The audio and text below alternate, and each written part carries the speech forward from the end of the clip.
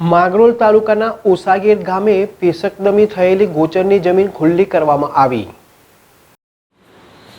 માંગરોળ તાલુકાના ઓસાગેડ ગામે ગૌચરની જમીનમાં પેશકદમી હોવાની માંગરોળ તાલુકા વિકાસ અધિકારીની રજૂઆતની ફરિયાદો કરવામાં આવતા રસ્તા પરની અનેક સરકારી ગૌચરની જમીન ખુલ્લી કરવા માંગ ઉઠી હતી અને તે રજૂઆત ધ્યાનમાં લેતા તંત્ર દ્વારા ઓસાગેડ ગામે સીલ પોલીસને સાથે રાખી પેશકદમી દૂર કરવાની કાર્યવાહી હાથ ધરવામાં આવી હતી।